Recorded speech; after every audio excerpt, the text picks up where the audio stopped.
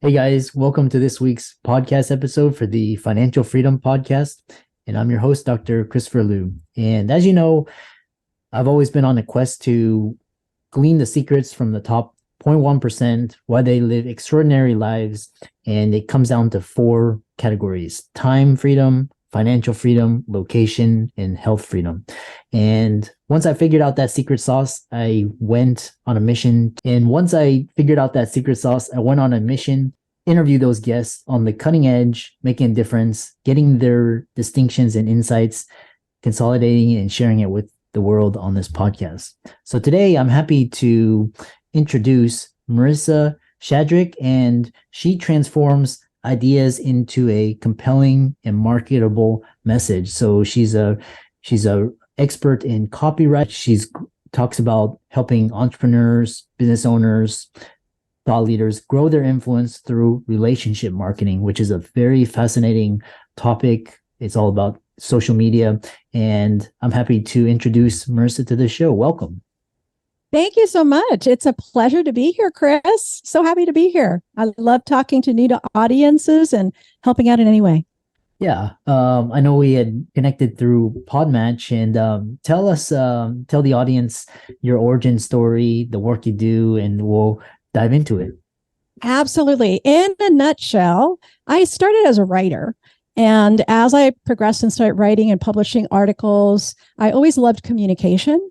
And so that sort of evolved the writing. I did it for like 5 years, blog posts, articles, all kinds of things. I was even acquisition editor for a while. And that really moved into the copywriting. And I wanted to see what I can do online that would help other people with revenue. And I love your theme because you're helping people be able to acquire more time, more finance, location, health, all of that. And so as I progressed, I started really dialing in my business. And so I started as a copywriter, and then I actually got 2 certifications, overkill, right? And then I also got brand certified as well. And really, as I moved forward and I started talking to people, I was really understanding some of the struggles they were having. And so doing service-based work for a while, which is what I did, copywriter, and transitioning to coaching, because I realized that a lot of people, just writing a sales page isn't enough. It's not like build it and they will come. So there was a lot of education, explanation, everything is changing. The market is changing, social media changes. And so I found myself doing more and more coaching. But here's the thing, no matter what you do in a business, if you're trying to turn your knowledge into wealth, there's going to be one area that most people struggle with, and that's traffic, AKA visibility. How do we do that? And so I'm sure you're very familiar with some of the ways you try to market online. You first try to figure out what it is that you want to do, because your work is an extension of who you are, right? It has to be true to you because you're going to do it a lot. So you should enjoy it, right? And then your audience. So most people know that. Who is it that you're going to target? But even with that, and even with all the online trainings, it's still a difficult way to reach and get that visibility. So last year, when Facebook did all its changes, I was trying to do it the traditional way, and I saw the market change. I mean, even before COVID, and then COVID, just everything changed even more. I realized that as things were changing, the market was changing, and I was on Facebook, my Facebook account got hacked. They charged up my credit card. I would prepare for a live stream and it would be shut down. And finally, early last year, I said, I see the writing on the wall. This is like me just hitting my head against the wall over and over again. I'm going to stop. I closed my group. I said, if you want to be in a group, I have a subscription model, my own. You can jump on there if you like, but there's no more group. And I realized that to be able to transition from service to coaching, it's a different type of marketing, because service-based, it's really the low-hanging fruit. Because I would, for example, for yourself, Chris, service would be taking something off your plate, giving you more time, being able to help you with something that you hate to do. So most people will be able to pay for that because they don't want to do it. And maybe they're good at it, but they just don't want to do it, right? But Coaching is different. Coaching is really an investment in themselves and learning something to be able to excel. And that's work. So the marketing had to change. So here I was last year thinking. And I finally started instinctively just going back to human connection and just talking with people. And the relationship marketing began to kind of morph into something that I talk about, I coach people about. It's effective. And you don't have to be a crazy person on all the social media platforms. You can if it's working for you, sure. But for someone that's new, perhaps for your audience is trying to take their knowledge and turn it into wealth, I don't want them to feel like, ooh, but I got to do all these. You don't. And that's where relationship marketing came in. So I said a lot in that, but I'll just give you a chance to chime in if you have a question. But I have more that I can share on relationship marketing, get to the point of it. There's a lot of things to unpack and uncover. So, the first thing was this idea was social media, and it's always changing and evolving. And one thing is so for example, as a marketer and a copywriter, with social media moving to more short form, more video, audio based, how are you adapting to that trend? Now, I still do social media, but not the way I did before. You have to realize that some of the people, I can't be the same. I can't market on social media like someone is a multimillionaire with an established team and creators that can create graphics and all those things. Those are the gurus that we see that have teams that do that for them, and they've already established a business, so everything is already in place, and then they give it to this team. I mean, even nonprofits do this. They get their own teams to take whatever content they have and go produce it, create the artwork, create the copy, create all the stuff. And it's kind of an addition to, it's kind of a way to snowball what they already have. And so a lot of gurus do that. And then you have the artists that you find maybe on TikTok or in other places. And I've seen some of these that end up in Dancing with the Stars or You Got Talent. That's what they're trying to do, right? Not all. Nothing is an absolute, right? Nothing is an absolute. It's very entertaining, but my audience isn't there. And so you have to figure out where is your audience. And the artists, a lot of them, even on YouTube, they're trying to get third-party revenue because of the visibility they're getting. So oftentimes, and I've talked to people that have done this, either on YouTube or on other social media platforms, they don't really have a business on the back end. They want the third-party revenue, but that's not stable because that can come and go. And there have been people that have been able to, make like $5,000 a month, which isn't bad. It's a good chunk of change through third party. But when they decide, I don't want, we don't need you anymore, it's all gone. And then you have the marketers, which is most people that are trying to market and thinking they need to be everywhere and do everything and do more. And now with ChatGPT, I can do more. And that may work. It's kind of like throwing against the wall and seeing what sticks. But what I teach is strategic marketing. And so you pick one platform where your audience is at.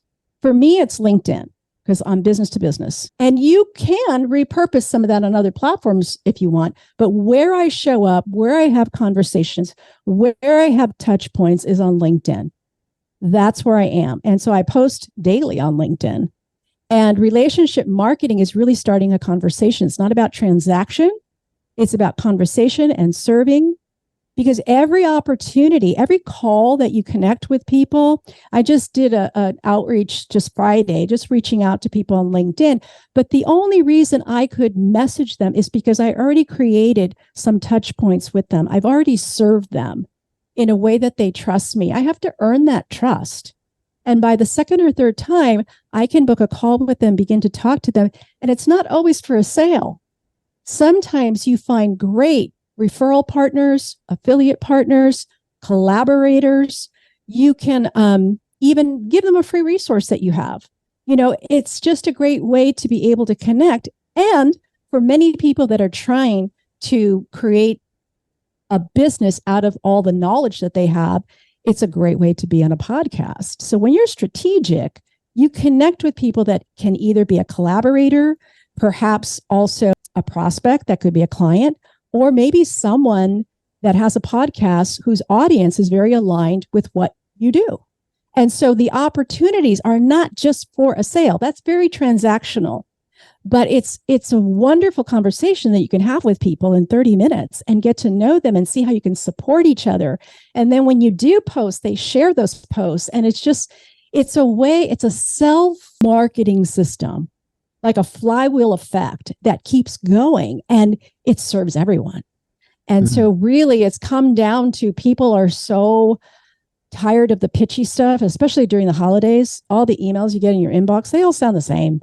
It's like, it's another one, right? And I was never that way as a copywriter. It just had to sound genuine. And sometimes the way you're taught to write copy is sometimes to just get that sale. But I thought, it's not just about getting that sale. It's not transaction. It's really about building those relationships ongoing. And that spills into relationship marketing, spills into your customer service, which brings referrals and other things, other opportunities. Because I'll tell you one thing, because I know our time is short, and I really want to share this for those people that are thinking of being online, because this was something that my aha moment last year. You are not enough. You're enough to be valued. You're enough to be respected. You're enough to be loved. You're enough to be given opportunities. But when it comes to building a business and you're going to use the online space, you are not enough. Now, if you look at anyone that's very successful, they didn't do it alone. They either found stages they can speak on, conferences they could do workshops with, affiliate partners. They did not do it alone, any of them. And just test it out. Look at anyone that's highly successful. They had connections, and anyone can do that. It doesn't matter how experienced they are or education background or anything. You can begin to have conversations. And if you have something that you can offer your audience of value, and you come with an attitude of just serving and connecting with people genuinely, those opportunities will come. And you don't have to be everywhere all the time. You just focus on one strategic social media platform, strategic outreach, strategic conversations, and along the way, you build clients and opportunities, and it just continues to snowball. Yeah, so very well said. And my question, I think you answered it, was the best way to build rapport. In this, sounds like you find that platform, and then you build rapport and developing relationships, business partner. Once we get that part, I love this idea of partnership marketing, relationship marketing. I know you have email marketing tips, quote tips for converting leads. Once you get this snowball rolling. Yeah, and email marketing. Once you have people, if people come on and join your community, your email list, right, you do want to continue to nurture, but you also, it's a business. You want to sell, right? So there's got to be a way, depending on how they came in. Oftentimes they come in because maybe they watched a webinar, or maybe you had some type of one-on-one call, or maybe you did a workshop presentation and they joined your email list. So it's not like you're a stranger. And so the emails are ways to stay in touch, so you're top of mind. And then even in the welcome series, it's a great way to just cut to the chase, give them value. You could create a simple 3-part email sequence. The first, giving them the resource. The second, maybe giving them a little story, because storytelling is very important in copy. Short, not a biography, very short, right? To just kind of introduce the point. And you can explain, for myself, I explain a marketing principle. And then I tease it up to say, make sure you watch for the next email tomorrow, because I'm going to tell you this. And I tease it up. Those are episodic emails. And so it's just like Netflix. They're expecting that third one. And on the third one, I still give them more value, but then I either offer them, it could be a call, to schedule a call. It could be to register for a webinar that I'm doing. depending on what it is during that season. But it's not just to give free, because they understand they're in your community. You want to nurture them, give them value, but at the same time, it's a business. So I think it's important, like, for example, my email list, for example, I always have a Monday marketing memo on Monday, short, because people are busy, right? And then on typically later in the week, I release a podcast. And then once a month, I do a monthly brief. And I just kind of bring them up to speed with what's transpired. And it's very me, just casual video, not professional, just casual, saying, hey, you know what happened last week? And then I introduce the topic. I usually have a topic, and I'm just myself on video sharing a tip. And if they missed any episodes or if they missed anything throughout the month, I kind of have a recap for them. It's that simple. It's that simple. And usually those people that you've had a connection with, either from your social platform or your email list, are more likely to purchase because they are a warm audience versus being everywhere and trying to pitch to a cold audience. And then once you have a warm audience, once you have a client, the life of a client has a lot of value too. So that's why relationship marketing goes into the customer service and continuing that relationship with them as well. Does that make sense? Yeah, it makes perfect sense. Really great talk, and very knowledgeable. Some final, as we come to the end, you think that it's I know the the answer to this, but is it getting harder how important is relationship marketing in this culture and economy where it's getting harder and harder? Attention spans are decreasing, people are, all of that. What I've noticed is people can smell a pitch a mile away.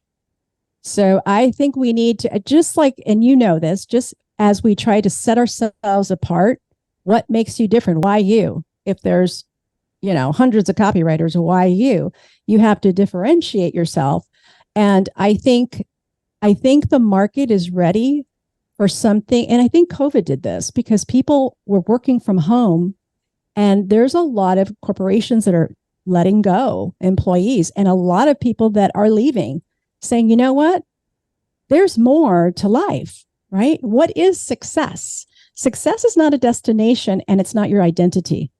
And when you think about it, success is really your health, your family, your friends, the things you truly value. It's the relationships. And that's why looking at relationships in business works, because it's very near and dear to our heart. And I think people are ready to go back to that human to human connection. That's why I think live events are still going to skyrocket, because we've done a lot of Zoom, right? But I think people really enjoy that connection, and it's a great opportunity to network. There's a great way to just be able, I'll just give you a super tip. People do this at conferences, but if you ever sign up for something online and you have, you're on Zoom and you see all those squares, all those tiles, and it's really an audience that you can help. Take a screenshot of that and reach out to those individuals on LinkedIn or whatever social platform you have and start the conversation. And the bridge to start the conversation is, we were at that same virtual summit, or we were at that same virtual conference, and you start the conversation that way. Because people say, well, how do I start? Where do I go? Take a screenshot. There's so many people that are on Zoom calls, and all they do is just kind of sort of listen or multitask. And you can, if they're your audience, why not make connections, right? I mean, we leave a lot of money on the table by not understanding relationship marketing. Yeah, that's such an interesting, tactic and strategy. If you get, how can people contact you and follow you, reach out to you, check you out? They can go to Marisa. I have resources there for them, and I'm always on LinkedIn. Every day they can reach out to me on LinkedIn as well. LinkedIn is the best platform. It's it's really easy to grow. And so for all the listeners out there, let's thank Marisa for coming onto the show. All of her social media handles will be in the links in the show notes, as well as her website. Be sure to reach out to her. And thanks again for a really fascinating conversation about relationship marketing, like capital marketing. So With that, thanks so much for coming onto the podcast. Thank you, Chris, and thanks everyone. Take care.